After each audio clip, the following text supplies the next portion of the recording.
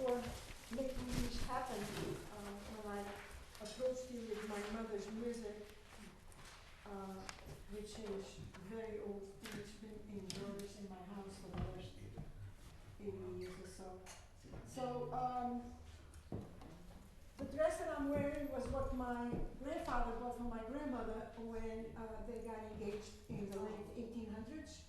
And this is the same necklace that she was using. And so what happened from that is that my mother was born. And she was born in Brazil, in a little town called Manaus. And there was an opera house there. And she would play piano at the concert at the opera house, and her older sister sang opera in there.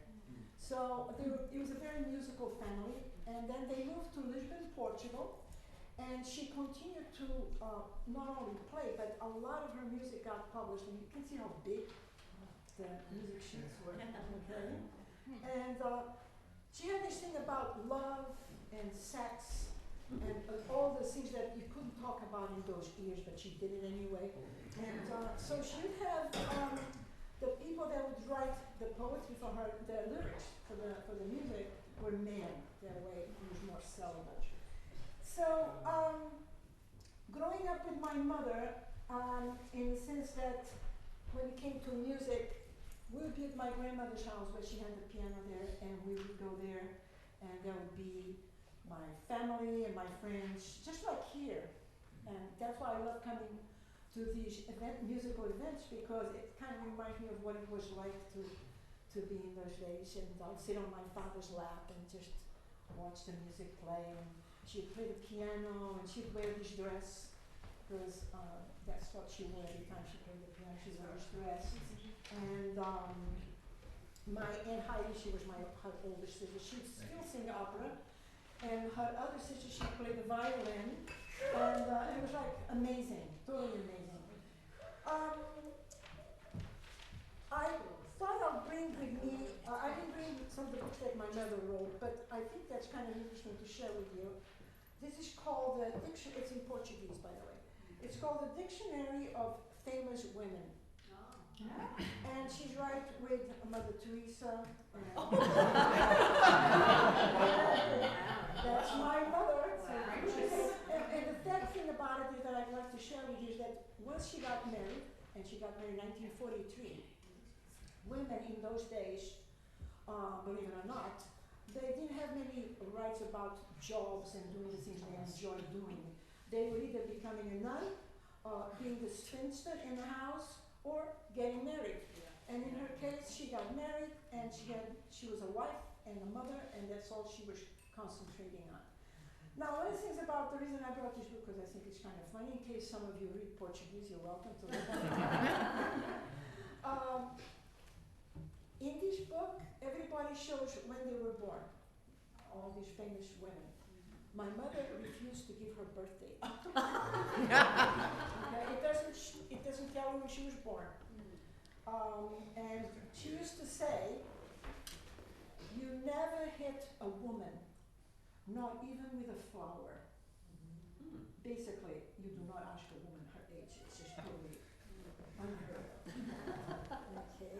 So I tried to make it short so that I wouldn't take much time. And what I like to do is to, for each song that's going to be played, I will read the title and read the words in Portuguese and see if you understand what I'm saying. And then I'll kind of do a translation of it. What was your mother's name? Yeah. Oh, my mother's name was Simy Ezaguy. Ezaguy. The same as my name, but with a Z and a Y at the end. Is Simy short for something? I'm sorry. Is Simy the short name or? No, it was just her name. Her actual name in Portuguese was Branca, which means white. When the babies were born in those days, whatever they looked like, that's what they were going to be named.